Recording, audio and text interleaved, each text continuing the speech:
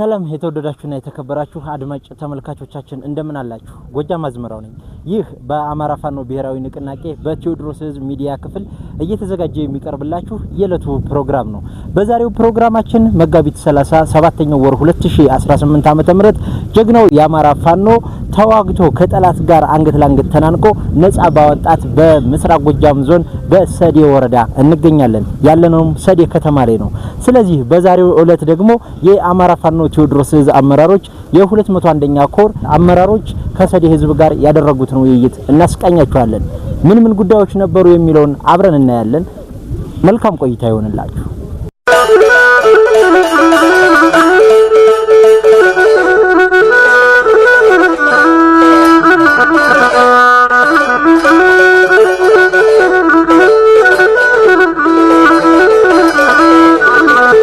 አመሰግናለሁ። እንደምን አረፈዳችሁ። በቅድሚያ የአማራ ፋኖ ብሔራዊ ንቅናቄ የቴዎድሮስ ምክትል የህዝብ ግንኙነት የተከበሩ አርበኛ እስቲበላ አለሙ የቴዎድሮስ የ201ኛ ኮር የ54ኛ ክፍለ ጦር ሰብሳቢ አርበኛ ውለታው ጠቅላይ እንዲሁም ደግሞ የ54ኛ ክፍለ ጦር አመራሮች እና የሰዲ እና አካባቢው ማህበረሰብ እዚህ የተገኛችሁ እንግዶች ክቡራትና ክቡራን እዚህ ስለተገኘን በቅድሚያ እጅግ ክብር አለን፣ እናመሰግናለን። እንኳን ተገናኘን ማለት እፈልጋለሁ። በመቀጠል እንግዲህ እንደምታውቁት የአማራ ህዝብ በገጠመው ብሔራዊ የህልውና ፈተና ይሄን የህልውና ፈተና ለመቀልበስ በምናደርገው ሁሉን አቀፍ ርብርብ እናንተም እንደምታውቁት ብዙ መስዋዕትነት እየከፈል ነው። ሰው ህይወት እየገበር ነው፣ አካል እየጎደለ ነው፣ ሀብት ንብረት እየወደመ ነው። ይሄን የምናደርገው በታሪክ አጋጣሚ አማራን አጠፋለሁ የሚለው አብይ አህመድና ስርዓቱ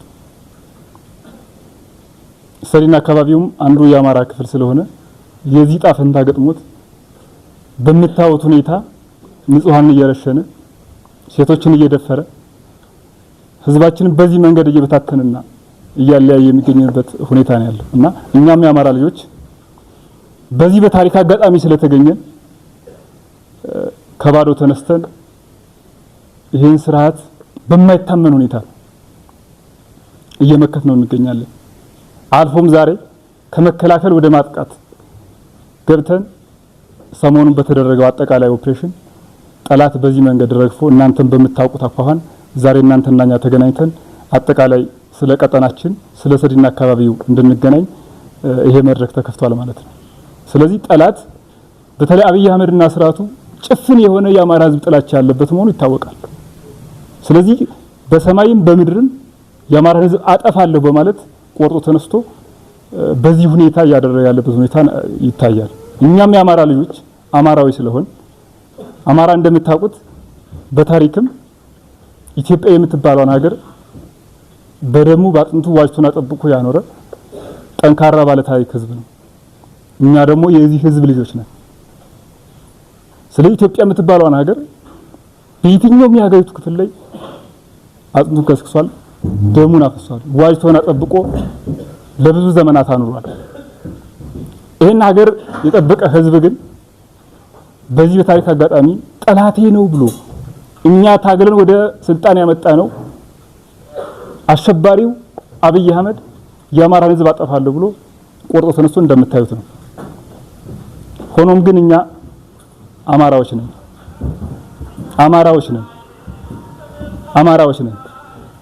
ስለዚህ በታሪክ ፋሽስቶችንም መክተን ሀገር ጠብቀን ያቆየን ህዝቦን ስለሆን አሁንም ሀገር እንገነባለን፣ አሁንም ሀገር እንጠብቃለን።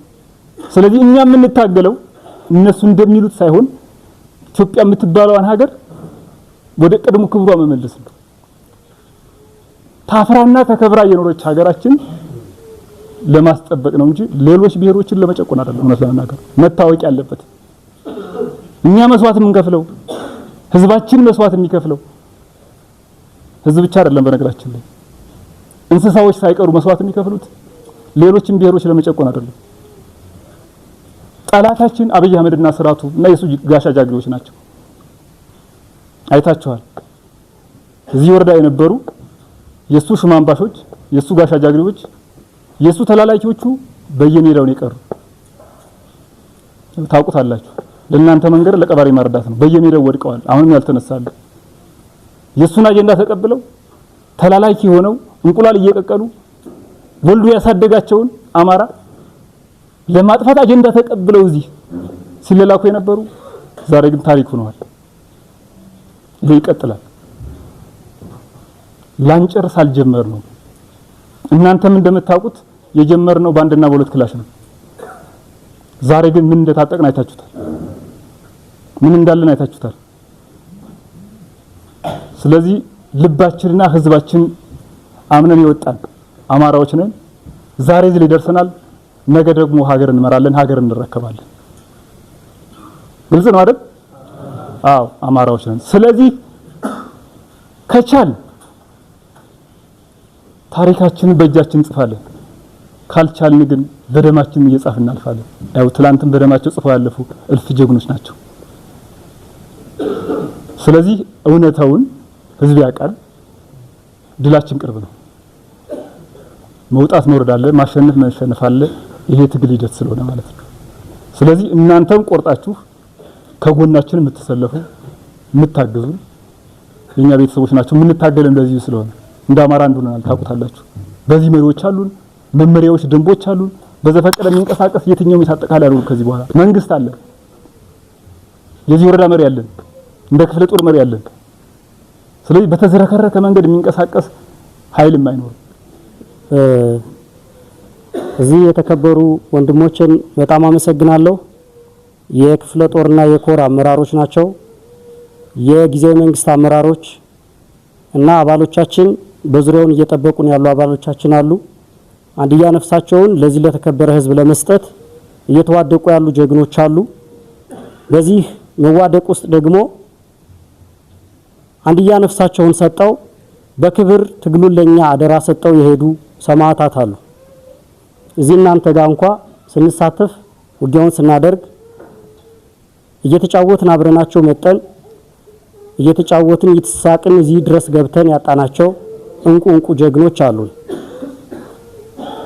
ለነሱ ክብር ይግባቸው፣ ለመሪዎቻችን ክብር ይግባቸውና እስኪ አንዴ መሪዎቻችንን እንኳን ደህና መጣችሁ በሉልኝ።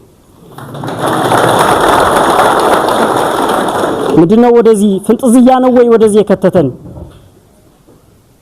ተማሪው ደብተሩን ጥሎ፣ የመንግስት ሰራተኛው ቢሮውን ጥሎ፣ መምህራን ቾካቸውን አስቀምጠው፣ ሴቶች ስራቸውን ጥለው እዚህ ትግል ውስጥ ያስገባቸው ዶክተሮች፣ ፕሮፌሰሮች፣ ኢንጂነሮች እዚህ ትግል ውስጥ ያስገባቸው ጦር ናፍቋቸው ክላሽ መያዝ አምሯቸው ነው ወይ? ሞት ናፍቋቸው ነው ወይ እዚህ ውስጥ የገቡ? ይሄ ሁሉ ወጣት የሚረግፈው ሞት ናፍቆት ነው ወይ? ምክንያት አለን ወይ? ይሄን በደንብ መነጋገር አለብን። እንደ ሰዴ ወረዳ በደንብ መነጋገር አለብን። አንድ አቋም መያዝ መቻል አለብን። የመጀመሪያው ወደዚህ ትጥቅ ትግል እንድንገባ ያደረገን በኢትዮጵያ ፖለቲካ ውስጥ በስልታዊ መንገድ ሲተገበር የቆየው አማራን የማዳከምና የማጥፋት ፖለቲካዊ አውድ ነው። በስልታዊ መንገድ አማራ ሙሉ በሙሉ የማዳከም የማጥፋት ሲስተማቲካሊ ማለት መንግስት ሆን ብሎ ደግፎት ማለት ነው። መንግስት ሆን ብሎ የሚደግፈው አማራን የማጥፋት ዘመቻ ስለተደረገብን በፖለቲካ ወደዚህ መጣናል። አንደኛው ይሄ ነው። ንብረታችንን እንኳን ይዘን እንዳንወጣ ከተለያዩ ከተሞች ላይ ንብረት እያቃጠሉ ወይም እየወረሱ ሙሉ ቤተሰቡን እያጠፉ የመጣችሁ ስለምትኖሩ ከዛ አካባቢ ላይ ይሄ ድል ገጠመን። ምን ምርጫ አለን? ወደዚህ ላለመቀላቀል ምን ምርጫ አለን? እኛ እኮ ምናየው እዚህ ጋር ውሎ ማግባታችንን ብቻ ነው። ሹፌር አዲስ አበባ ደርሶ መምጣት የማይችልበት ሀገር፣ ተማሪ ልከን ወለጋ ደርሶ መምጣት የማይችልበት ሀገር፣ ዩኒቨርሲቲ ማስተማር ያልቻልንበት ዘመን፣ አማራ እንደ አውሬ የተሳደደበት ዘመን፣ በገጀራ ከኋላ የታረድ ነው እና እንዴት ይሄ አያስወጣንም? ጎዶች ይሄ ምን ልጅ ያሳድጎ ምን ያደርግለታል? የኔ ልጅ ምንድነው የሚጠብቀው? ዩኒቨርሲቲ አይሄድ፣ አዲስ አበባ ደርሶ አይመጣ፣ ወለጋ ሄዶ አያለማ፣ ሐረር ሄዶ አያለማ፣ በክልሉ እንዳንቀመጥ ክልሉ ድረስ ጠላት ልኮ በመከላከያ በሚባል የአብይ አህመድ አሽከር እያስጨፈጨፈው ነው። ምን ያደርጋል ታዲያ የኔ ልጅ መወለድ?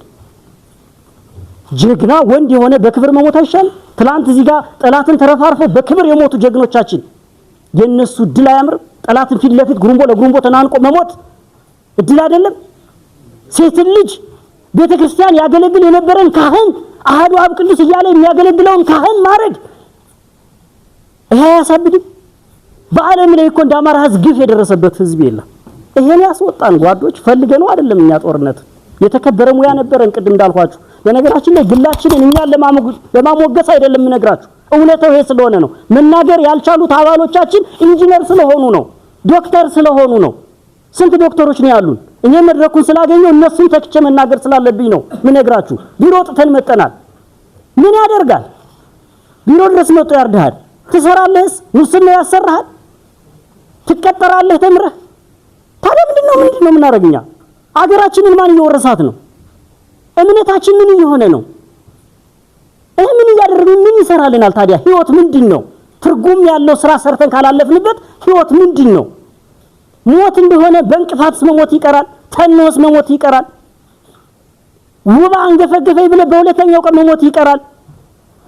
ተወለደ ሞተ ላለመባል እንታገላለን ለመጪው ትውልድ ስንል።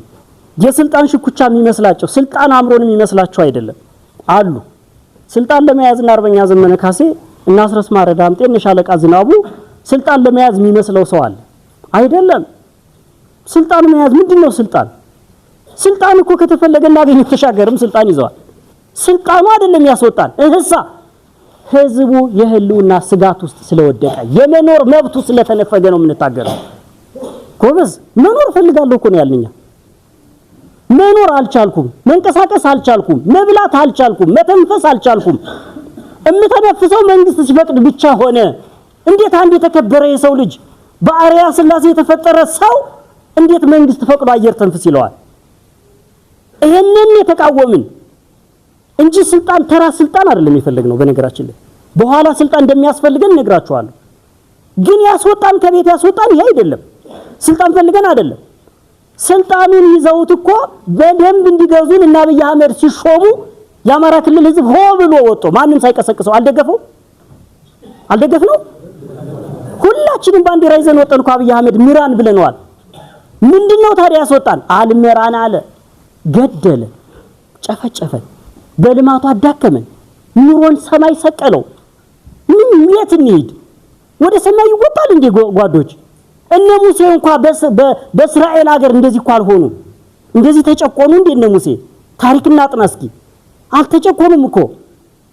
ራሔል ያለቀሰችበት እንባ በዚህ ልክ እኮ አልተጨቆኑም። የኛ እስከዛ በላይ አይደል? ምን ማለት ነው? ራሔል እንደውም አመጣሽ ወለጅን የተባለች የኛ እናት እኮ አመጣሽ ወለጅ አይደለም የተባለች በሳንጃ ሆዷ ተቀዶ ነው እኮ። ነይ ወንድ ነው የወለድሽ ሴት ወንድ ይገደላል ተብላ የተገደለች። አማራ እኛ ምድር ላይ አይወለድም ተብላ የተገደለች የኛ እናት። ምን ብንበድለው ነው እግዚአብሔር? ይሄ ሆነ አብይ አህመድ ያ ሰልፍ ወጠን እልል ምራን ዘር ሳንቆጥር ሃይማኖት ሳንቆጥር አብይ አህመድ ሙስሊም መሆኑ ጠፍቶ ነው? ኦሮሞ መሆኑ ጠፍቶ ነው? አይደለም። ዘር ሳንቆጥር ሃይማኖት ሳንቆጥር ምንም ነገር ሳናይ ምራን ብለነው ነበረ። አንምራም አለ። ገደለን፣ ለያየን፣ ከፋፈለን፣ ጦር አዘመተብን። ስለዚህ የስልጣን ጉዳይ አይደለም የሚያታግለን። ግልጽ ነኝ። የመኖርና ያለ መኖር ጉዳይ ገጥሞን ነው የምንታገለው። መሳሪያ ያዝ ነው። እስክሪብቶአችንን እየጣል ደብተራችንን በየቦታው እየወረወርን ወደዚህ የመጣ ነው መኖር አትችሉም ተብለን ነው። ባህላችንን፣ እምነታችንን፣ እሴታችንን ከምድረ ገጽ ለማጥፋት እንዲጠፋ ለማድረግ የሚደረግ የራስን የመከላከል ትግል ነው እያደረግን ያለን። ባህላችን አረንጓዴ፣ ቢጫ፣ ቀይ ባንዲራ እስኪ ሄደ መስቀል አደባባይ ላይ ለብሳት ይተንቀሳቀስ ወንድ ከሆነ አዲስ አበባ ላይ አትችልም። እስኪ መስቀል አንጠልጥለ ሂድ አርሲ አትችልም። ትታረዳለህ። ሽማግሌ እንዳናከብር ተደርገናል። ቄስ እንዳናከብር ተደርጓል። ሆን ተብሎ አገር ትልቅ ሰው እንዳያወጣ ተደርጓል። እምነታችን እየጠፋ ነው። ባህላችን፣ እሴታችን እየጠፋ ነው። ምን ምርጫ አለን ታዲያ? እምነትህን፣ እሴትህን፣ ባህልህን ለማዳን ሌላ ምርጫ አለ? የለህም። መታገል ብቻ ነው ያለ አማራጭ። መታገል ብቻ። ታግለህ እስካላሸነፍ ድረስ ጠላት ነው። ሌላው መጤና ሰፋሪ በሚል ታርጋ የአማራ ህዝብ ከተለያዩ ኢትዮጵያ ክፍል እንዲፈናቀል፣ እንዲገደል፣ ሀብት ንብረቱ እንዲወረስ የተደረገበትን ህዝብ ከጥፋት ለመከላከል የሚደረግ ፍትሃዊ ትግል ነው እየታገልን ያለ ነው። እንሂድ፣ በሐረር እንሂድ፣ በወለጋ እንሂድ፣ በቤንሻንጉል ጉሙዝ እንሂድ፣ በሙሉ ኦሮሚያ እንሂድ፣ ጅማ ሳይቀር ሌሎችም አካባቢ አዲስ አበባ ሳይቀር እንሂድ። አዲስ አበባ ምር የተደረገው አማራ የሆነው በሙሉ ካርታ ያላቸው ቤታቸው አልፈረሰም። ተፈናቅለው እንዲሄዱ ሆን ተብሎ የኮሪደር ልማት በሚል ሰበብ አልተፈናቀሉ። ያንን እናት የፈረሰባት ቤት መሄጃ አስፋልት ላይ ቁጭ ብላ ልጇን ጅብ አልበላባት። ታዲያ ምን እናድርግ? ቤት ስንሰራ ቤታችን ከፈረሰ፣ ስራ ስንገባ ከተባረርን፣ የት እንሂድ? ተፈናቀልን፣ ተሰደድን። አማራ ገጠመው። ስለዚህ ለመቀልበስ የሚደረግ በጣም ፍትሃዊ እግዚአብሔርን የሚወደው ትግል ነው እያደረግን ያለን። ምንም ምርጫ አለ? ይሄንን ነው። ለዚህ ነው ተገደን የገባንበት እንጂ ወደን ፈልገነው የመጣንበት ትግል አይደለም። የአማራን ህዝብ ታሪክ ሙሉ በሙሉ በሚደመስስ የጀግኖቻችንን ስም የሚያራክስ ስርዓት ለማስቆም የሚደረግ ትግል ነው።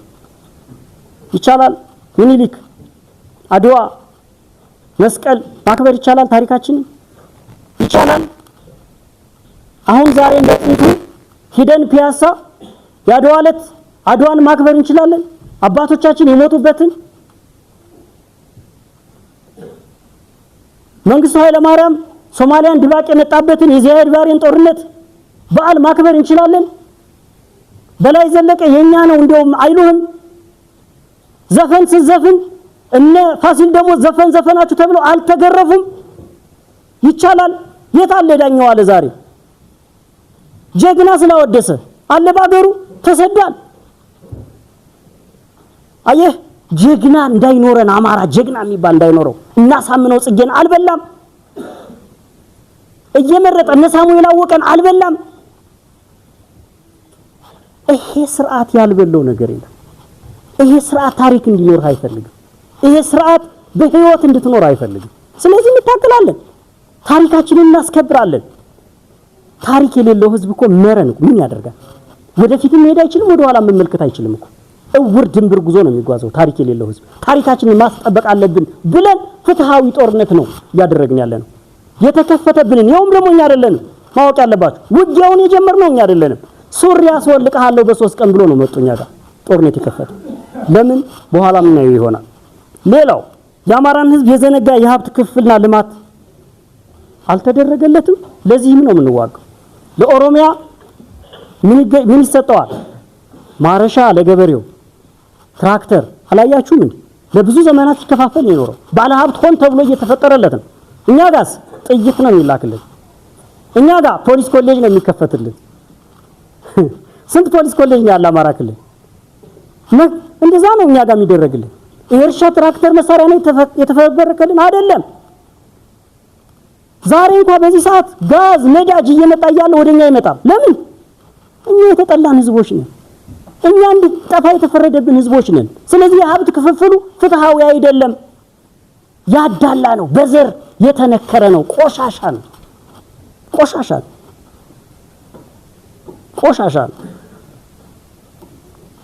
ለዚህ ነው ወደ ትግል የወጣ ነው ጓዶች። በመንግስት ባለስልጣናት ድጋፍና እውቅና የሚፈጸም የአማራ ህዝብ ፍልታዊ የዘር ማጥፋት ወይም ሲስተማቲክ ጄኖሳይድ ለመከላከልና የአማራን ዘር ለማስቀጠል የሚደረግ ቅዱስ ትግል ነው ጓዶች። ቅዱስ ትግል ዘር ለማስቀጠል አማራ እንዲቀጥል ካልሄድን የዛሬ 50 ዓመት ወይ የዛሬ 100 ዓመት አማራ የሚባል ህዝብ አይኖር። እመኑ። ወንዶቻችሁ ይገደላሉ፣ ሴቶቻችሁን ያገባቸዋል። እንደዛ ነው የሚሆነው። ቀስ በቀስ ያነቃሉ፣ ያደራጃሉ የሚባሉ ሰዎች ይገደላሉ። ከዚያስ ሴቶቻችሁን ሴት እናት ካለች፣ ሴት ልጅ ካለች፣ ሴት እህት ካለች ያገቧታል፣ ይወልዱላታል። እነሱን አድርገው ይሰሯቸዋል ልጆች። እንደዛ እኮ ነው የተሰራው። እንደዛ እኮ ነው። ወለጋ እኮ ያንተ ሀገር እኮ ነው። እንደዚህ እኮ ሆኖ ነው ወለጋ የተቀየረው። ንጉሥ ተክለ ሃይማኖት ያስተዳድረው የነበረ ግዛት እኮ ነው ወለጋ ማለት፣ ከፋ ድረስ ማለት። ያንተ ሀገር እኮ ነው። ሰላሌ እኮ ትላንትና ኢህአዲግ ሲመጣ የተወሰደ ሀገር ነው። ለምን ነው ዛሬ ኦሮሞ ነኝ የሚል ሁኖ ይመስልሃል? አገቡ ወለዱ በራሳቸው መንገድ ኦሮሞ ነህ ብለው ቀረጹት። በቃ አማራ ነበሩ። ምን ታረጋለህ? አሁን የሚቀጥለው እዚህ ይመጣሉ፣ አንተን ይገላሉ፣ ቀስ በቀስ እናገራለሁ ስትል ይኮረኩማሉ፣ ይገላሉ፣ ያጠፋሉ፣ ሚስትን ያገባሉ፣ ልጅን ያገባሉ፣ የነሱን የሚመስል ሰው ይወልዳሉ። በስርዓት ቀርጸው በትምህርት ቤት አስተምረው ኦሮሞ ነኝ ወይም ሰንበዲ ነኝ ብሎ እንዲወጣ ያደርጉታል። ትጠፋለህ ማለት ነው። ቀስ በቀስ ሀገር አልባ ትሆናለህ ማለት ነው። ይሄን የሚያደርጉት ግን መንግስት እያገዘው ነው። ታውቃለህ? ይሄን የሚያደርገው መንግስት ራሱ ነው። በዛ ሸኔ በዛ ምናምን ብሎ ያቋቁምልሃል። ሲገል ዝም ብሎ ያያል። ከዛ ስትጮህ ዝም በል ሸኔን የገደለኝ አይደለም፣ ዝም በል የከሌን የገደለኝ አይደለም ይልሃል ማለት ነው። በዚህ መንገድ ቀስ በቀስ ትጸዳለህ አማራ ይሆንክ በሙሉ። ይሄንን መከላከል ዘር ማቆየት ስላለብን እንታገላለን። ለአማራ ትግል ሊያሳካቸው የፈለጋቸው 4 መሰረታዊ ነገሮች አሉ። አንብባችሁ ድረሱበት። እኔ ስማቸውን ብቻ ጠቅሳለሁ። አንደኛው ህልውናውን ማረጋገጥ፣ በህይወት እንዲኖር ማስቻል ማለት ነው። እዚህ እስኪሆን ድረስ እንታገላለን። ህልውናችን እስኪረጋገጥልን ድረስ እንታገላለን። ሁለተኛው ፍትህ እስኪከበር ድረስ እንታገላለን። የገደሉ፣ ያፈናቀሉ፣ የጨፈጨፉ በድሮ በጀት የገዛ ህዝብ በጀት ይደበደባል። ጓዶች፣ አባቶች፣ እናቶች የገዛ ህዝብን በጀት ትደበድባለህ። የገዛ ህዝብን ጠላት ነህ እንዴ አንተ? በድሮን ትደበድባለህ። የትኛው ሀገር ነው እንደዚህ ያደረገው? የለም። ይሄን ያደረጉ አካላት በፍትህ በፍርድ ቤት ቀርበው ሲፈረድባቸው ማየት እንፈልጋለን። መግደል አይደለም የኛ ዓላማ፣ ታውቃላችሁ? ፍትህ ማረጋገጥ ነው የኛ ዓላማ። ጽኑ ፍትህ፣ እውነተኛ ፍትህ እንዲህ ያደረጉ የጨከኑ በደርግ ጊዜ ይሄን ያደረጉ በነገራችን ላይ ተጠይቀዋል። ቀይ ሽብርና ነጭ ሽብር የሚባል አባቶች ታውቁ ይሆናል አይደል?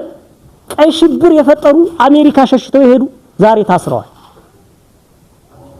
አሜሪካ ላይ ክስ ተመስርቶ ማለት ኢትዮጵያ መግባት አይችሉም።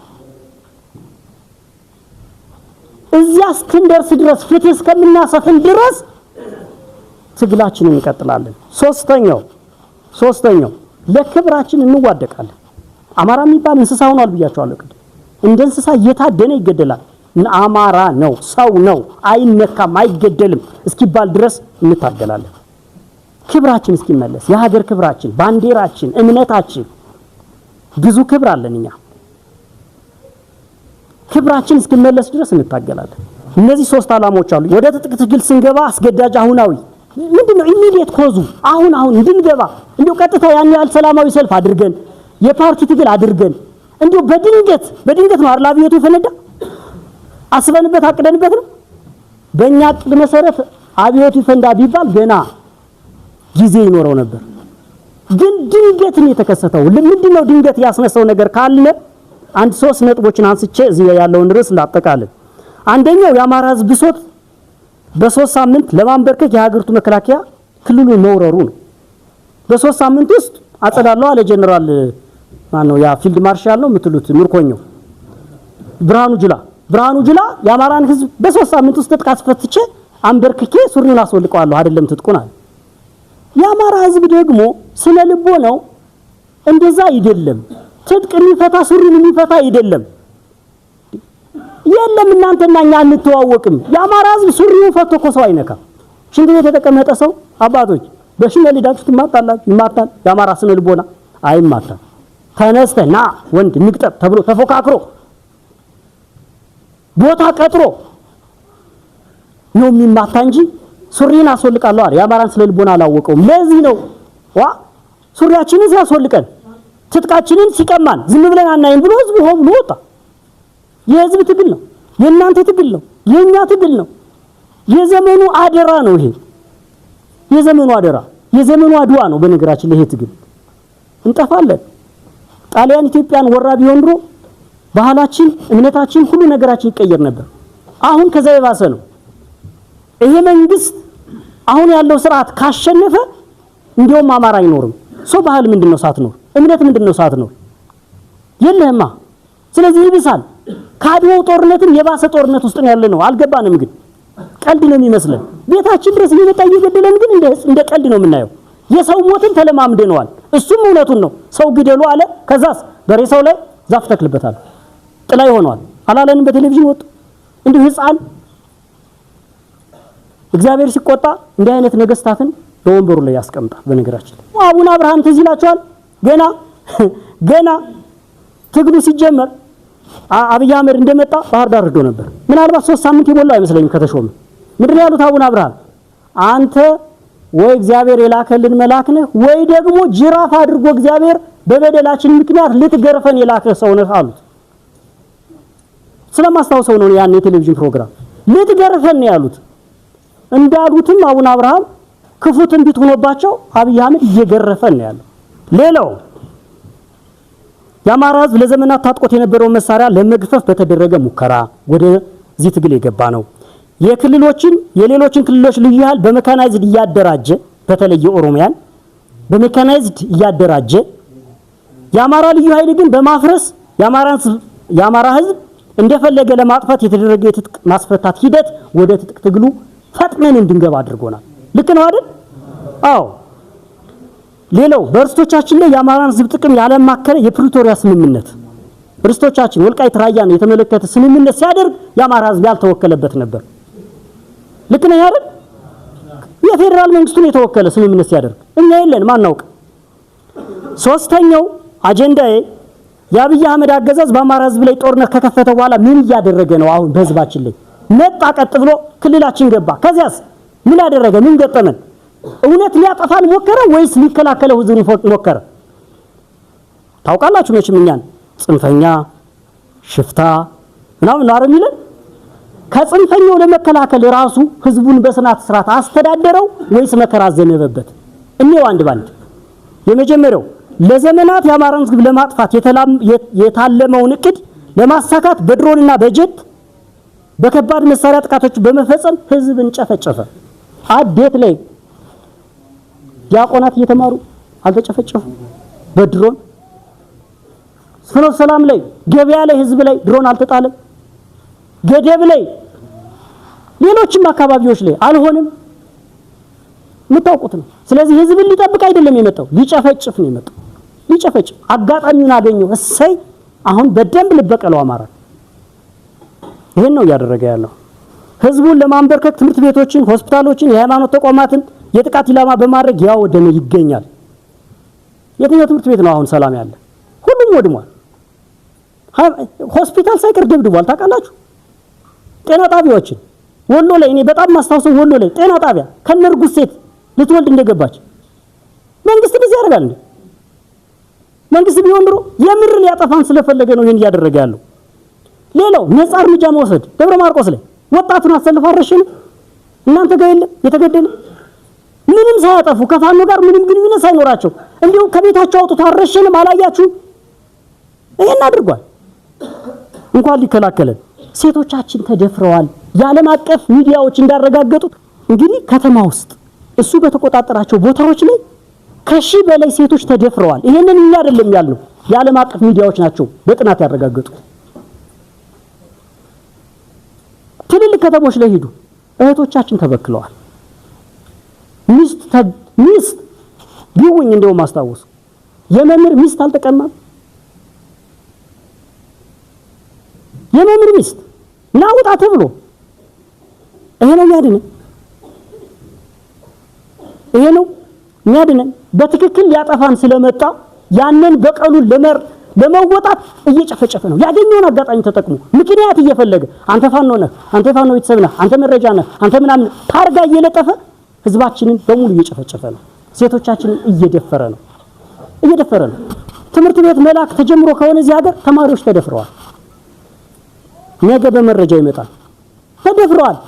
ማርቆስ ላይ የማውቀው ተማሪዎች እየተጠበቁ መንገድ ላይ ወይ ላይ ከኔ ጋር ታድራለሽ አለበለዚያ ነገ መጥቼ ቤተሰብሽን አንቃለሁ እየተባሉ እየተንገራገሩ ማውቀው ነው የተናገርኩ። ሌሎችማ ከተማ ትላልቅ ባህር ዳር፣ ደሴ፣ ጎንደርማ ምን ሊያክል ሊሆን እንደሚችል አስቡት። ስለዚህ ይሄንን አደረገ አብይ አህመድ አማራ ክልል ገብቶ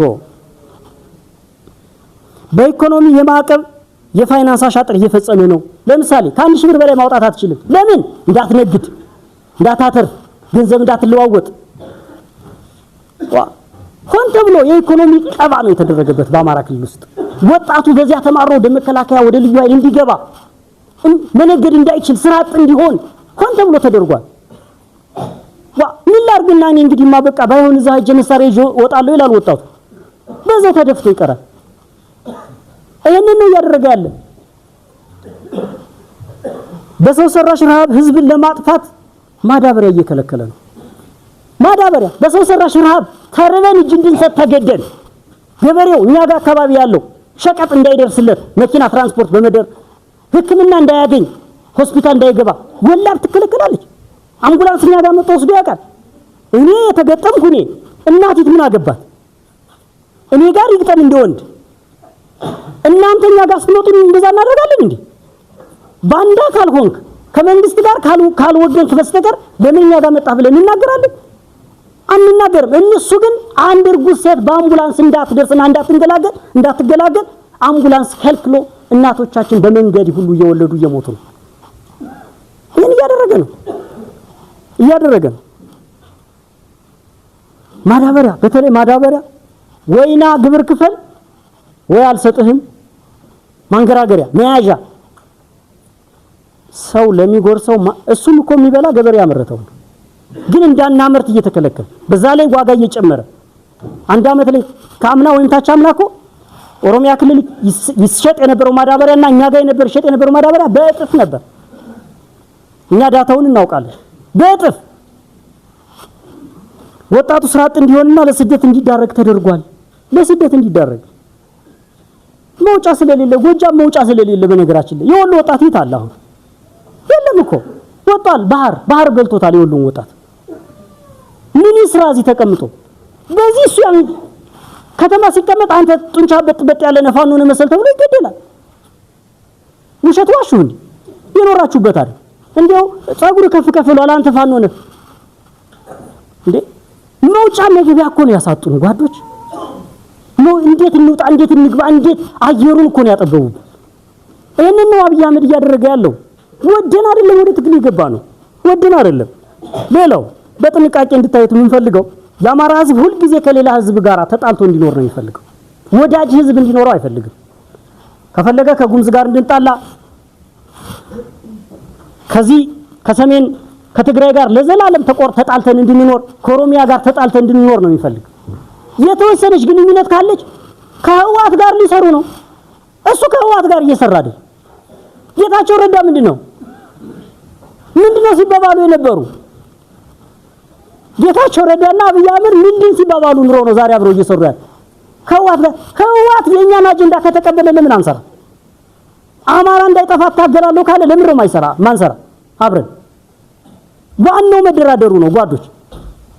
ዋናው አስገድደ እሱ በእኛ ትከሻ አይደለም 4 ኪሎ የገባ እሱ ተዋግቶ ነው። አባቶች ትላልቆች ይናገሩ እውነት ነው። እንደ ህዋት አማራ ክልልን የበደለ ጀግኖቻችንን የበላ እርጉም ወደፊትም እንንከሰው ኃይል አይኖርም።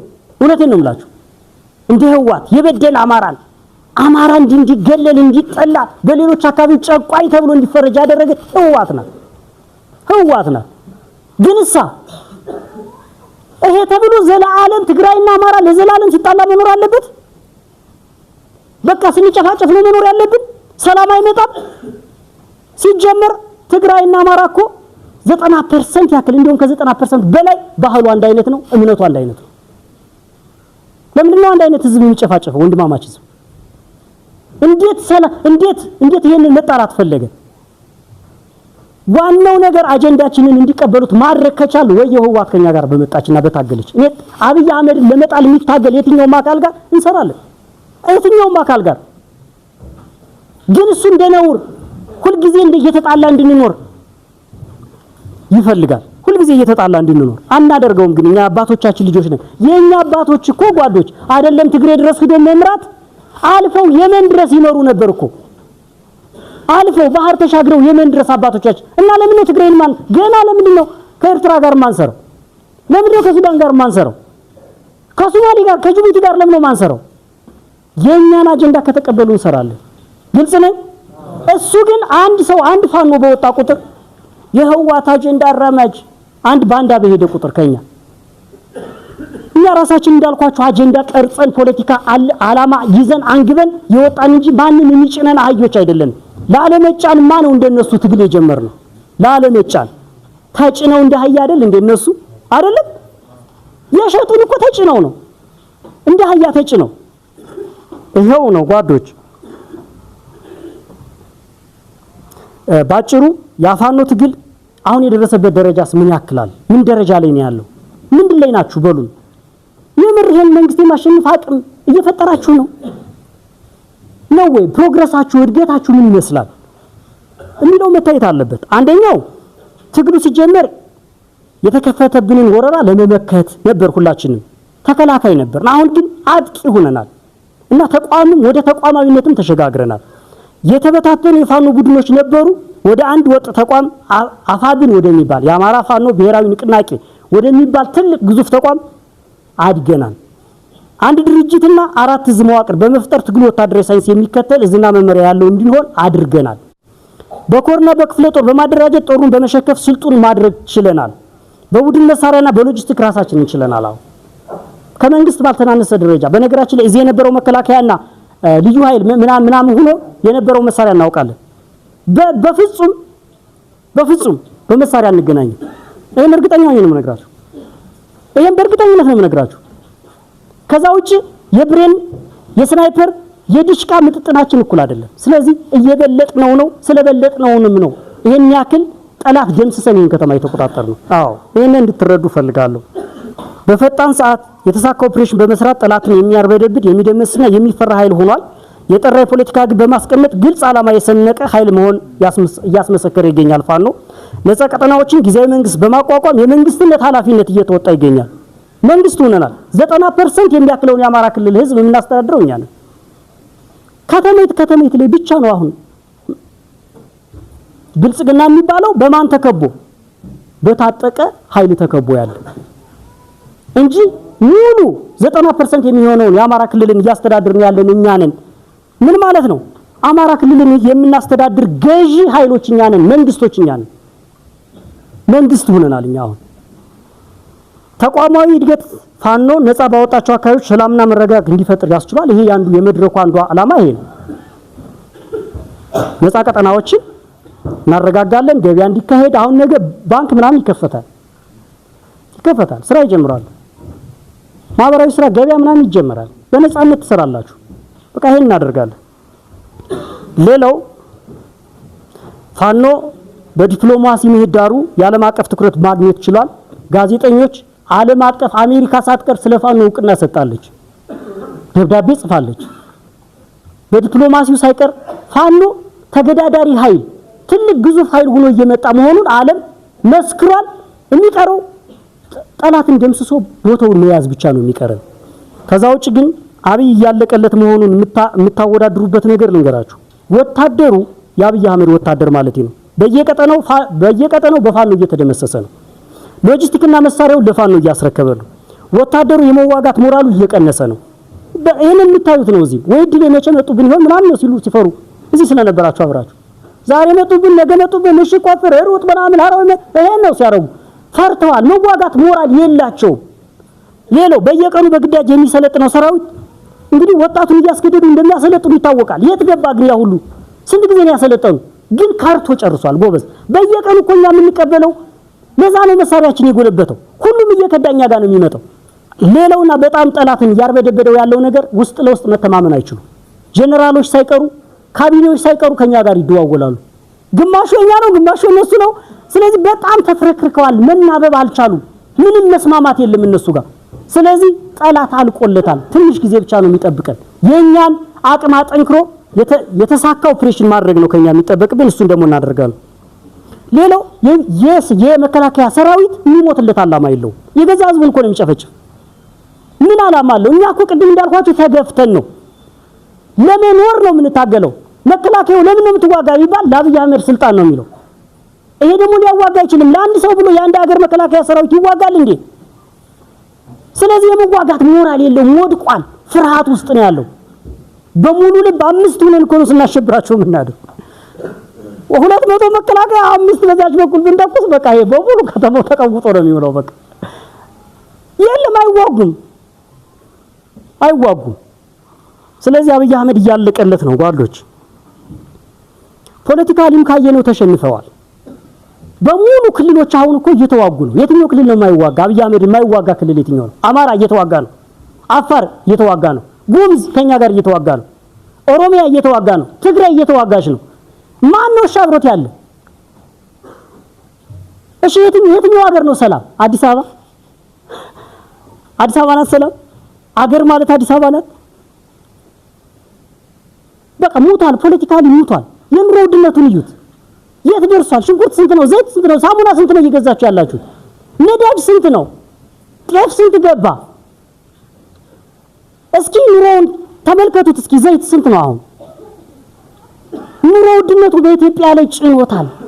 ለምን ሲባል? ለአብይ አህመድ ቤተ መንግስት ግንባታ ሲባል፣ ለሱ መቀናጫ መኪኖች ሲባል አይችልም። ስለዚህ አብይ አህመድ ሙሉ በሙሉ ከህዝብ ስነ ልቦና ተፍቋል። ህዝቡ አሁን በየትኛውም ቦታ ያለ የኢትዮጵያ ህዝብ አብይ አህመድ ተገረሰሰ ቢባል በአንድ ደቂቃ ሰልፍ ይወጣል። ሁሉ ጠልቶታል።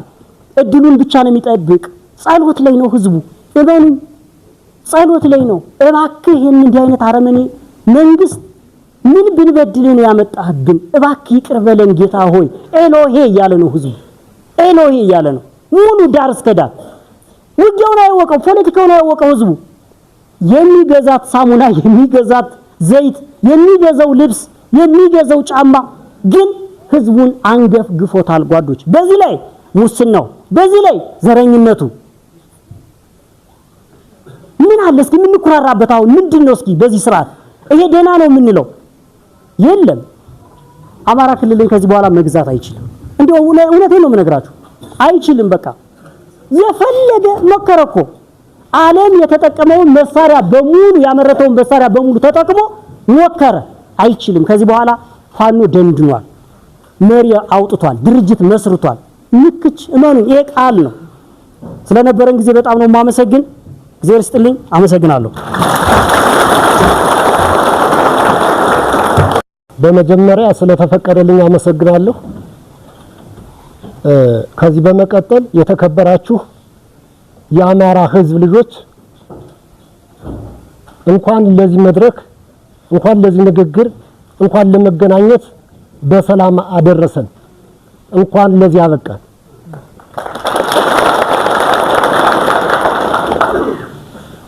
ከዚህ በመቀጠል ምናልባት ለመናገር አቅሙም ያንሰኛል፣ ስሜታዊም ነኝ። ምክንያቱም አማራ በአማራ ለአማራ የሚለው ነገር ውስጤን በርብሮታል። ያለውን የህዝቡን ችግር ምንጥር አድርጎ ይህ ጽሑፍ የኛል የልቦናችንን አካሄድ ምንነት አውቆ ምንጥር አድርጎ አስቀምጦታል። ይህ ጽሑፍ እሱ ነው እንድናገር ያስነሳኝ። እውነት ነው የምነግራችሁ። የሌላ መድረክ ቢሆን፣ የነህዋት መድረክ ቢሆን፣ የነበልጽግና መድረክ ቢሆን ይሄ ሁሉ በርብሮ ይሄ ሁሉ ምንጥር አድርጎ ያስቀምጠው ነበር። እስኪ አባቶች፣ ወጣቶች ካሁን ቀደም ስንነጋገር ስንገናኝ ኑረናል። ዛሬም እየሰማን ነው። እስቲ እናመዛዝ ነው። በአጠቃላይ የአማራውን ልቦና ምንጥር አድርጎ የዋጣ ጥናታዊ ጽሑፍ ተቀምጧል እና እውነቱን ለመናገር ካልሆነ በስተቀር ከዚህ ጽሑፍ በላይ ያለ ነገር የለም። ትክክለኛውን አቅጣጫ ይዛችሁ እየተንቀሳቀሳችሁ እንደሆነ እየሞታችሁ እንደሆነ አረጋግጦልናል። ይህ ጽሑፍ የአማራውን መብት አስከብራለሁ ብሎ መጀመሪያ ከመጣ በኋላ በትረ ስልጣኑ ከጨበጠ በኋላ ቃል ሜዳ ነው የተደፋ፣ ተግባሩ ሌላ ነው የሆነ። ይሄ አልከበር ሲል ቁርጠኛ የአማራ ልጆች ከተለያየ ቦታ ስራችሁን ትታችሁ፣ ከተለያየ ስልጣን ስራችሁን ትታችሁ፣ ሙያችሁን ትታችሁ ልትሞቱ ወጣችሁ። አይገርምም? እየሞታችሁም አየናችሁ። መጀመሪያም እንዴት እንደተጀመረ እንደዋዛ እንደተጀመረ እኛ አልገባንም። ሲጀመርም ራሱ አልገባንም ነበር። ዛሬ ነው እውነታውን ስናረጋግጥ ያመን። ከዚህ በኋላ ከዚህ እውነት በላይ ምን አለ? ለምን አብሬ ዛሬ ደፋ ብያልቀር? እውነቴን ነው የምነግራችሁ። መሞት አይቀር። ግን ደግሞ የአማራ ታሪክ የኔ ቴዎድሮስ ሀገር እንደዚህ ሆኖ ሲበደል ሳለቅስ ወጣት ይቁም መወለዱን ቀርቶ ማደጉም ይቁም ሲባል ከዚህ በላይ ምን አለ?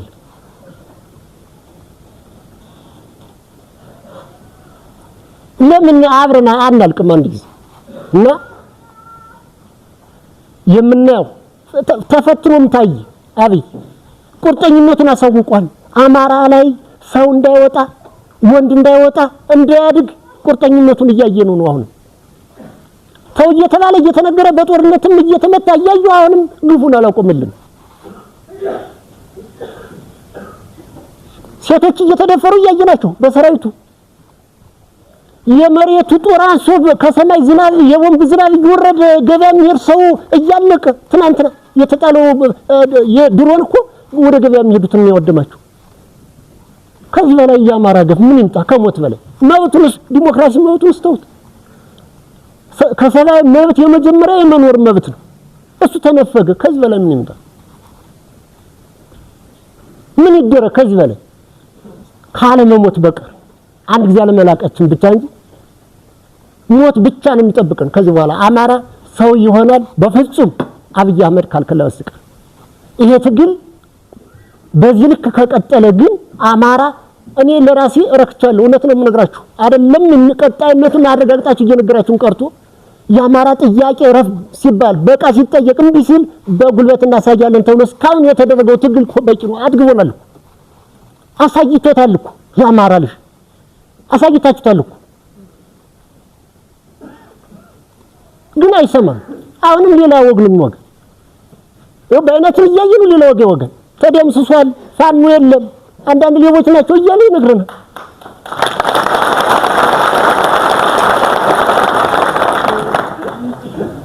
በጣም በሚገርም አልሰማችሁም? ወጣቶች ተደምስሷል ምንም ፋኖ የለም ይላል።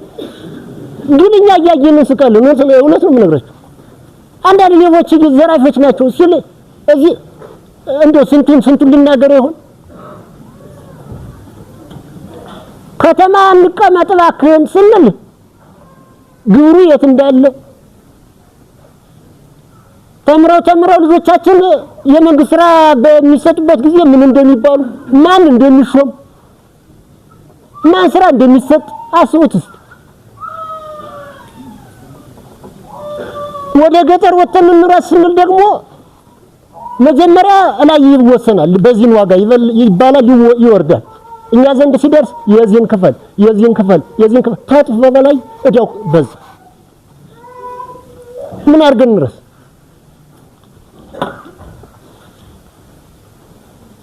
ይሄን አካባቢውን ትተን እንሂድ።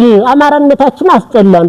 ስለዚህ ሌላ ቦታ እንሂድና ቢያንስ ሌላው ተከበረበት ቦታ እናልማ ሲባል አማራ መጣል ያዘው እየተባለ እየታደለ ደግሞ ታሰረ፣ ታነቀ፣ ተገደለ። ወዴት ይሄድ አማራ? ምን ነው እንዲያርጉ ያስጠላን?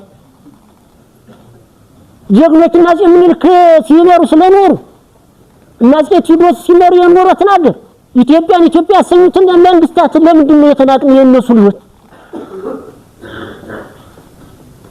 ኧረ የሚገርም ነው። ግን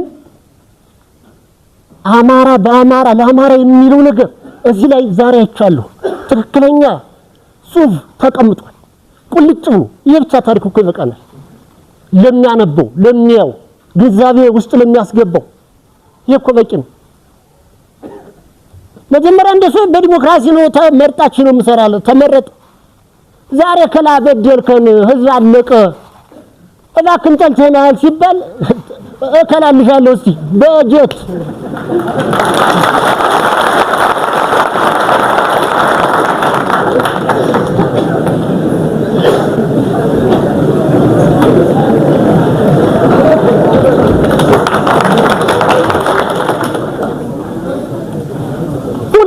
የሚገርመው ነገር በጣም ከውስጥ የማይወጡ ማለት ነው። ምንም የማያውቁ ልጆች ወጣቶች ያው አጀንዳው ስለሆነ ጉርጓድ ቆፍር ተብሎ በቁመቱ ልክ ምንም የማያውቅ ልጅ እኮ እዚህ ውስጥ ጉርጓድ ውስጥ እኮ ዝቅዝቅ ተመቶ እዚያው ላይ አፈር ተመልሶበታል። ይሄን አላየንም፣ አልተመለሰበትም። ጠጉሩን አድርጎ ስለታየ ብቻ ጠጉራቸው እየተነጩ ልጆቻችን እየተነጩ ማናባት ካሳድጋለህ ጠጉር ምን አለ ጠጉር ነው መድኃኒዓለም የፈጠረውን ፀጉር ማለት ነው እየተነጨ ፀጉር እንደፈለገው የራሴ ሰማይ መብቴ ነው አይደል ፀጉር ያበጀልኝ መድኃኒዓለም ግን ማን አሳደገ እየተነጨ ፀጉር እየተገረፈ እየታሰረ ነው ያለው ወጣቱ ምንድነው አጀንዳው እዚህ ጽሑፍ ላይ ተቀምጧል የአማራ ልጅ እንዳያድግ እንዳይወጣ የተወሰነ ውሳኔ ስለሆነ ያንን ውሳኔ ለመፈጸም ስለሆነ ነው ይገባናል ግን ደግሞ መናገር አንችልም ምን አድርገን እንናገር ለማን ይጮሃል ዝም ብሎ ማየት ካልሆነ ወይ ሌላ መንግስት ገለልተኛ ሰው መጥቶ ሰውየውን ረፍ የሚለው ቢኖር ነው እንናገር ነበር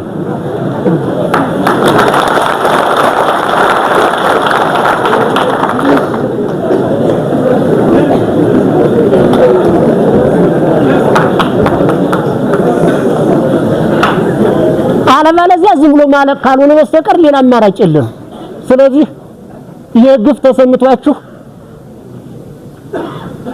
የጭፍጨፋ ያያችሁ እየተሰማችሁ ይህንን ታሪክ ከሚጠፋ የአማራ ህዝብ ከሚሰቃይ መጀመሪያ የኔ ግንባር ይስዋ ግንባሬን ለጥይት ልስጥ ብላችሁ ይህን ትግል የጀመራችሁ አካላት ያለፉትም ሆኑ ያላችሁ ክብር ምስጋና ይገባችኋል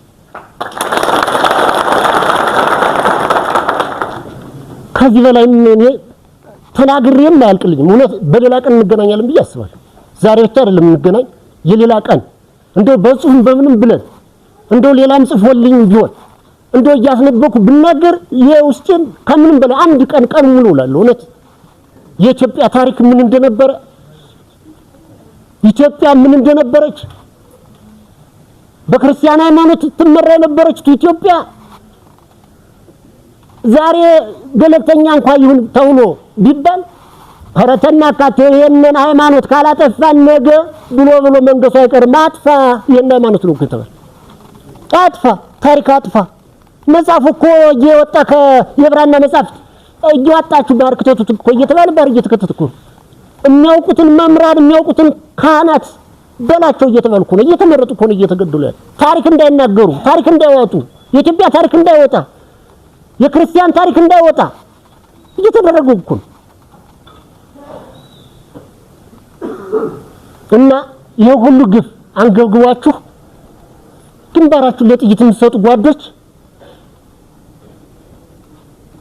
እኛም መተካት በቃ ልጆቻችን መተካት አለብን ከዚህ በላይ ምን ይምጣ ከዚህ በላይ ከመሞትን ካቀደም እየተጠራጠርን እየፈራን እንደው ዝም ብለን ሽጉጥ በፍጹም ሙተናል አንኑረንም አገራችንም አገር አልሆናን በጋራ ተባብር እንደውም ዛሬስ ምርጫ ላስመርጥ ነው እያለ ወሬ ያወራ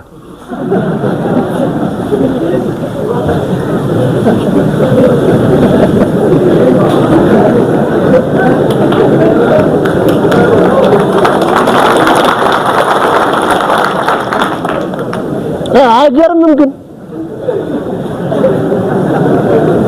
ሰው የሞተ ምርጫ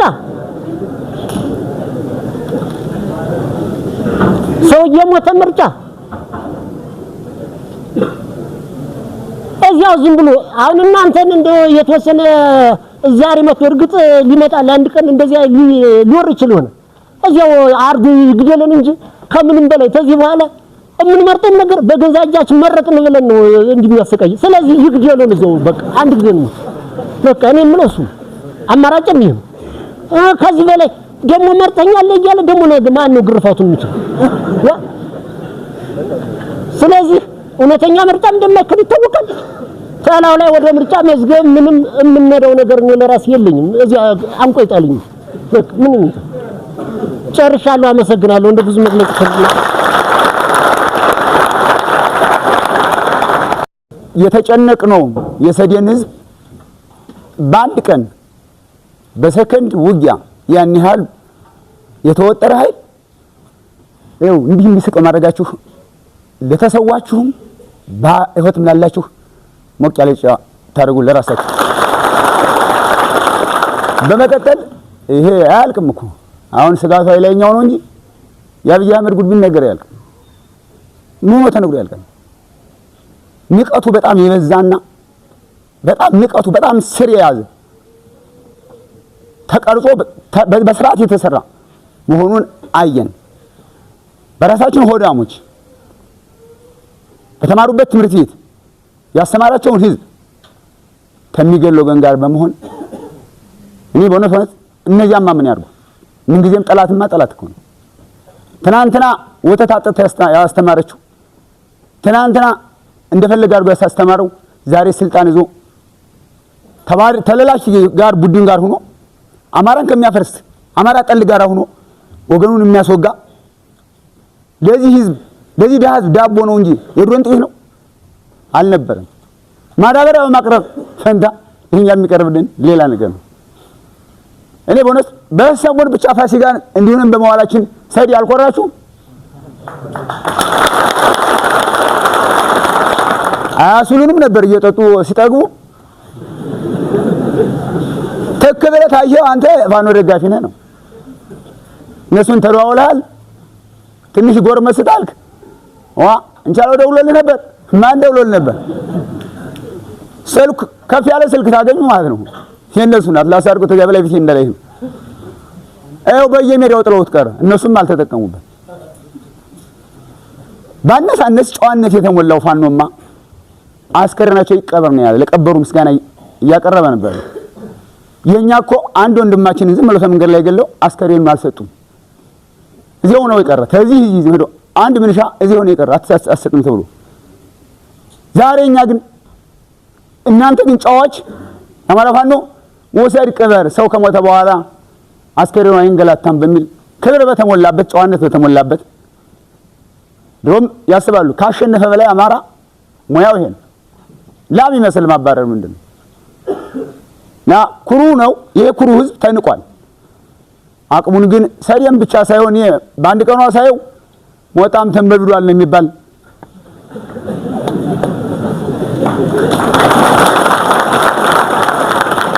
እና የሚገርመኝ ነገር ከወለጋ ከተለያየ ቦታ ተፈናቅሎ እምን ላርግ ብሎ ጓዙን ጭኖ አገሩ መጥቶ የተቀመጠን ህዝብ እዚያው ደግሞ አትቀመጥም ብሎ ወደ ጃፉ ላይ ጦር ሲላክበት ዝም ብሎ የሚይ እኔ አማራ ነው አለለው። እንደኔ ተንግድ ቆርጫለሁ። ተስያ ተሟጣን አማራ አይደለም ምግሩን እየበላው ጅብ ተው የኔ ንግር ነው የሚበላ እንዳለው ነገር ነው። ስለዚህ ማንም ሰው እንደኔ ብድግ ብሎ ራሱን ማዳን እንዳለበት ነው። በቃ ራስን ከራስ በላይ ምንም ነገር ስለማይመጣ ማለት ነው። ማንም ሰው ሊኖር ሊማር ምናምን ምን ነው የሚማር? በየትኛው ትምህርት ቤት ነው የሚማር? ካምፕ አድርገውት እንዴ? የእውቀቱን ምንጭ እኮ ካምፕ አድርገውታል። ቤተክርስቲያናችንን ምሽግ አድርገውታል። ሚካኤልን ጊዮርጊስን የተከበረውን እምነታችንን ማለት ነው። እና የዚህ ካምፕ ያሰሩት ይሄን ብርሃኑ ጁላ ጦር ብቻ አይደለም። የኛ እዚህ የተማረው ትናንትና ተምሮ ባገሩ ላይ ዋሸም ምናለም ወረቀቱን ገዛ። ያው እኮ ጭንቅላት ያለው ሰው የለም በሚላቸው እየተገዛ ነው። ቢማሩማ ይሄን ያደርጉትም እኮ ይሄን የተከበረ ህዝባቸውን ወንድማቸውን እኮ አይንቁትም ነበር፣ ያከብሩት ነበር። ስብና ቢኖራቸው ነው። ቤተክርስቲያን ዙሪያውን ካምፕ እኮ ነው። ዙሪያውን ካምፕ እና ይሄ ይደረጋል። እኔ አንድ መከላከያ ሰራዊት እኔ ቢደርስልኝ እንደውበት ነግሩት ድንበር ሲጠብቅ እንጂ የራሱን ልጅ ሲወጋ ይሄ ለመጀመሪያ ጊዜ ነው። ለመጀመሪያ ጊዜ ነው። አራሹን መከላከያውን እኮ የሚቀልበው ይሄ ገበሬ ያረሰው ነው። እሱንም ማይደግፍ ሰው እኮ ማዳበሪያ ያገኝ። አሁን ዛሬ በፍላጎት ይሄ ወጣ። አንዳንድ ጀሻ ማዳበሪያ ታገኛለህ ይባል እገዛለሁ እንጂ ነው የሚል ግዳጅ ካልተያዘ እነሱ ቢጠሩ ይሄን ያህል ህዝብ አይገኝም። ይስር ህዝብ ያው ፊቱን እየዞረ አንገቱን ቀርቆሮ ነው አዳምጧቸው የሚሄድ። እስቲ ያለ ፈገግታ ይሁት የዛሬዋ ደስታ ብቻ አትበቃም። ስለዚህ ወደፊት እኔ የምለው ወደፊት የምለው ማስቀጠል ያለብን የነበላይ ዘለቀንና እነ ፕሮፌሰር አስራት ቀርጸውት ሄዱትን እዛችሁ ታልፈሩን ተከተላችኋል። እስከ መጨረሻው ድረስ አማራን ሊያጠፋ የመጣን ኃይል አባይ እንዳይሸገር አድርጎ አንኮታውሶ ማስቀረት ነው። የማንም ማደራ ነው እና በጣም ነው የሚያሳዝን። የሰሪ ህዝብ በዚህ ልክ በመጎዳቱ ነው አጋልጦም የሰጠው። ከዚህ በኋላም ቢመጣ ሰደ ገባለው ታለ ከዚህ በላይ ፋኖ ሆኗል ህዝቡ። እኔ የሚደርሳቸው መልእክት ይደርሳቸው እንደ ጆሮ ካላቸው ከሰሙ መጣን ምናል ዶሮና አንድ ቀን አንድ አያሌ የግደል ይዟዳ ደግሞ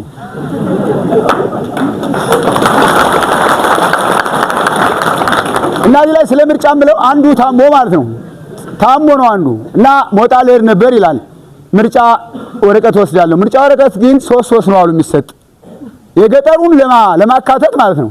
ለአንድ ሰው 3 ወረቀት የሶስቱን ሰው እንዲሸፍን ማለት ነው። ከተማ ብቻ ስለተንጠለጠሉ እኔ እውነት ለመናገር ማለት ነው የሚገለኝን ሰው እንዴት መርጠዋለሁ? እንግዲህ ለብዬ ነው እድል የምመርጠው። ቀደም መርጠን የላክናቸውን እስር ቤት አስቀምጦ ነው ዮሐንስ ቦያለውን አልመጠንክም ወረድ እንደው ምን አስበዋል ብሎ የተናገረውን ክርስቲያን ታደለን አስሮ አስቀምጦ ነው እነ ዶክተር ካሳን ዛሬ ምርጫ የሚል እንዴት ያለ ዲሞክራሲ ነው? እኔ እንደው ግራው ገባኝስ። እኔ ዓለም መንግስት ጆሮውን አንየውን ጠቅጥቋል። አይሰማንም ነው ጥፉ ተብለናል ይሆን እንደዘር እኔ በጣም ነው የማዝነው። ግን የፕሮፌሰር አስራት ልጆች አኩርታችሁኛል። እኔ እጥር ያለች ናት አኩርታችሁኛል። በደማችሁ ኮርተናል። የሰዴ ህዝብ ወደፊት መረጃ የምትሆንም እዚያም ይሆን ወርክ ትኖራለህ። አሁንም ዛሬም እዚህ የምትሆን ወደፊት ያንን ወደዚያ ጣልና ፋኖ ይቅርባይ ነው ተፋኖ ጎን ሆነን እንቅስቃሴ አድርገን ወንድሞቻችን እያሳረፍ ወደ ትግሉ እኛ ተቀላቅለን ሲዛሬ መማር የለበት በበልጥ ወጣት አለም ያለ እስኪ አሁን ትምህርት ተዘግቷል። ምርጫ ለማያስተምረን መንግስት እንዴት ያለ ምርጫ ነው? አደንቁረኝ ነው። ዓለም ተሚፈቅደው እኮ ከልክሎናል። አንቆ አማራ ክልል ውስጥ ትምህርት የለም። በሌሎች ክልል አለ። ግን ወደ ኋላ እኮ እየጎተተን ነው። እንዴት ወደ ኋላ የሚጎተተኝ ሰው ከፍ የሚያደርገኝ ነው መርጠ እንጂ ተላው ላይ ምርጫ ሲያስበው አው ሰውየው እኔ ሲያፎፈ ነው መሰል። በነገራችን ላይ ዛሬ የጓዳችን ሻለቃ መንበሩ ጌታዬ የመጀመሪያ ሙት ዓመት መታሰቢያ ነው። ጀግንነት በታሪክ ከተለካ መንበር ነው የሚመስል ከሰውነት ጋር ጭምር ማለት ነው እና የሱን እያሰብን ከሰዴ ህዝብ ጋር በዚህ ድል ደግሞ መገናኘታችን መንበርና መሰሎቹ አልሞቱም ብለን እናምናለን። ነገም የተሻለ ከዚህ የተሻለ ድል ማምጣት የሚችል አስደማሚ የሆነ ሰራዊት እንዳለን ህዝባችን ማረጋግጧል። እኛም በቦታው ስለነበር አረጋግጠናል። እያባረረ የአማራዊት ልጅ እያለ እየፎከረ የሚይዝ ሰራዊት አለ። በዚህ እንድትተማመኑ እንፈልጋለን። ትናንትና የነበረው ቁመና ዛሬ ላይ የለም። ቅድም እንደተባለው አርበኛ ስቲቨል ሲለው እንደነበረው የተለየ ቁመና አለን። የተለየ አቅም ፈጥረናል። የተለየ ዲሲፕሊን የሆነ ሰራዊት ተፈጥሯል።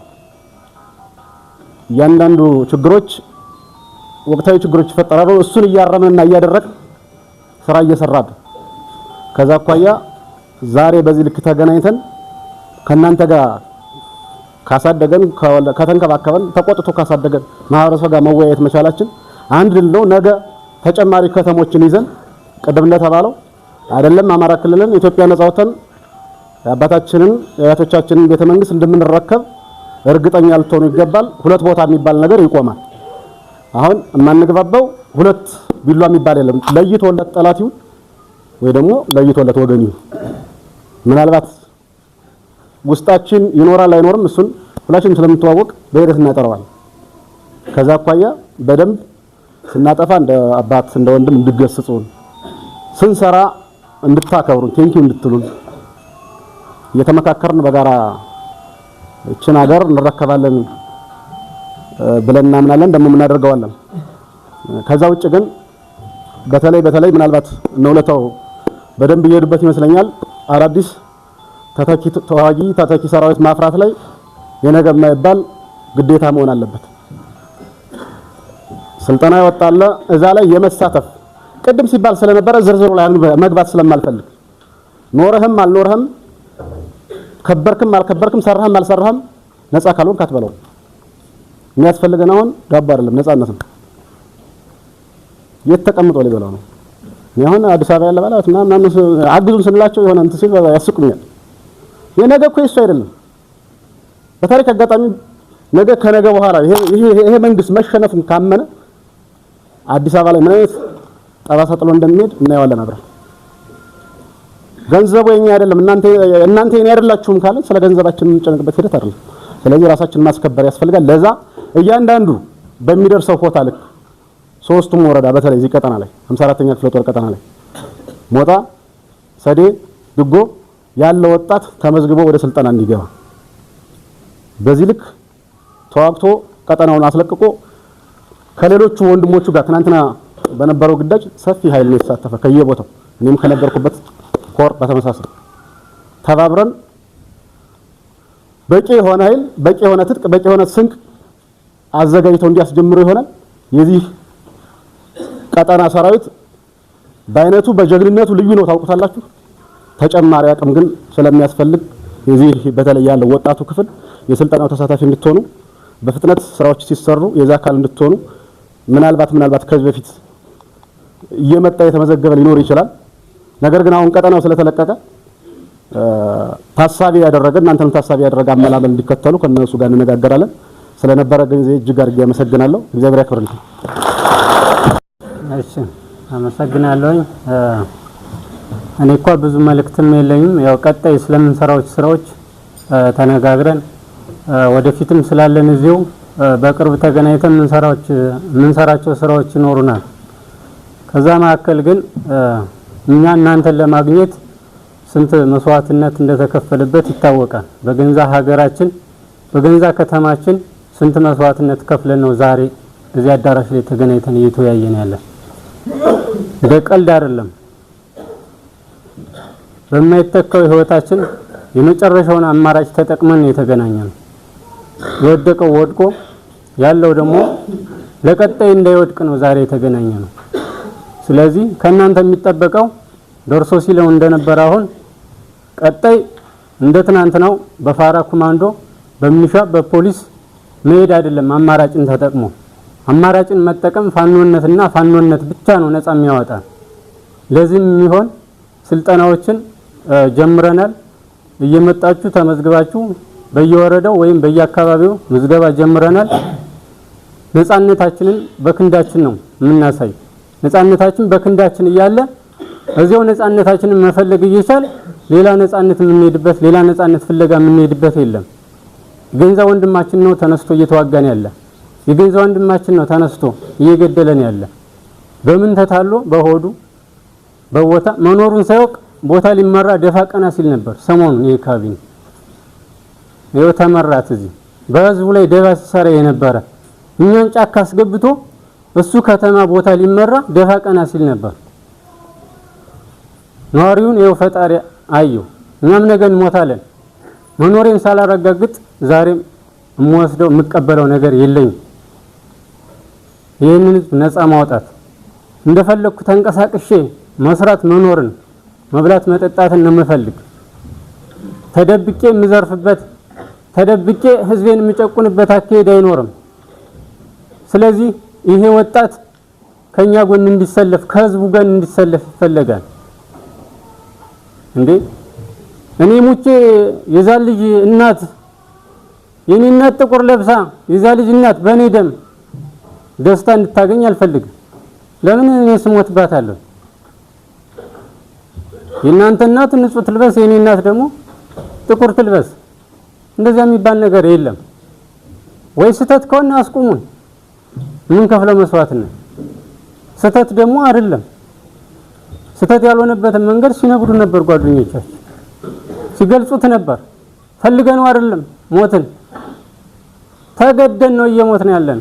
ተገደን እስከሆነ ድረስ ወይ ሁላችን ወደ ሀዘን ገባለን ወይ ሁላችን ወደ ደስታ ወደ ነፃነት እንሄዳለን። ይህንን አማራጭ ብቻ ነው የምንጠቀመው፣ ሌላ አማራጭ የለንም። እንዴ እኔ እዚህ ጋር ያለሁት ከሁላችሁ በታች እንጂ ከሁላችሁ በላይ አይደለም። ግን ደግሞ አባይ ማዶ ተሻግረን ስንሰራ እንደማንኛውም ሰው አይደላችሁም ተብለን ተገፍተን ነው የምንሰቃየው።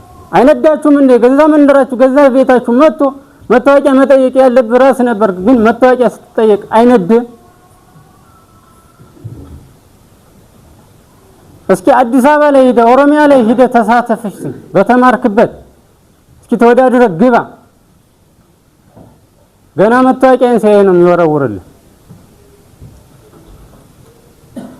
ዛሬ ደግሞ መንደራችን ውስጥ ገብቶ የፈለገውን ነገር እያደረገ ስንት ችግሮችን እየፈጠረ እየገደለን እያረደን ስንት ነገር እየተሰራብን ማንነቃ በሆዳችን የሚያባብለን ባረቄ የሚታለል ማህበረሰብ እኔ በጣም ግርም ይለኛል። በ25 ብር ካርድ እኮ እኛን አሳልፎ ሊሰጥ 25 ብር መረጃና ደህንነቱ 25 ብር ካርድ ሞልቶለት እኛን እየተከታተለ ይዘነዋል እኮ። እንግዲህ በ25 ብር ካርድ ማለት ነው ስለዚህ ከዚህ ራሳችንን እናጽዳ። እስኪ እኛ ሞተን ምን ደስታ አለ? ትናንትና እኮ የሞቱ መንግስትም የሚፈልገው መንግስትን የሚፈልገው ራሳችንን እንዲያገዳድል ራሳችንን ነው እያጠፋፋን ያለ። ትናንትና እዚህ ጋር የወደቁ እኮ የገንዘብ ወንድሞቻችን ናቸው። ማን በሰራው ሴራ? አብይ አህመድ በሰራው ሴራ እስበሳችን ያጋደለን ማለት ነው። በምን እየደለለ? በሆዳችን እየደለለ ነይን እሰጣለሁ ነይን አረጋለሁ እንደ አማራጭነት እዛ ስራ ትገባም ይላል። እዚህ ደግሞ የገንዘብ ወንድምክን በማስገደል እንደ ስራ አስፈላጊ እንደ ስራ ፈላጊ አማራጭነት እየሰጠ ወንድምክን እየገደል በዚህ ልክ ትሄዳለህ ማለት ነው። ስለዚህ የሚጨበጥ የሚዳሰስ መሬት ላይ ያለ ሁኔታ እስከሆነ ድረስ መገንዘብ አስፈላጊ ነው። ወደ ቋሚ ስራችሁ ተመለሱ፣ ስራችሁን ስሩ። የሚደርስባችሁ አካል የለም። በሰላማዊ መንገድ ተንቀሳቀሱ። ከተማችንን ሰላም ለማድረግ እንጠብቃለን። በጋራ ችግር ካለ ቶሎ ብላችሁ ለሰራዊታችን አሳውቁ። በጋራ ችግሮችን እንፈታለን። እዚህ ጋር ያለዎችን ቀጣይ እየተነጋገር መስራት ያለብንን ነገር ብዙ ስራ ይጠበቅብናል። መልሰን አቋቁመን ማህበረሰባችንን እናስተዳድራለን ለማለት ነው። አመሰግናለሁ። የተወደዳችሁና የተከበራችሁ አድማጭ ተመልካቾቻችን በአማራ ፋኖ ብሔራዊ ንቅናቄ ቴዎድሮስ ሚዲያ ክፍል እየተዘጋጀ የሚቀርብላችሁ ፕሮግራም እንግዲህ ወደ እናንተ አድርሰናል። በዛሬው ፕሮግራማችን ከሰዴ ህዝብ ጋር ያደረግነውን ውይይት ነበር ያስቃኘናችሁ። በሌላ ጊዜ በሌላ ፕሮግራም እስከምንገናኝ ድረስ ቸር ሰንብቱልን። ሰናይ ጊዜ ይሆንላችሁ።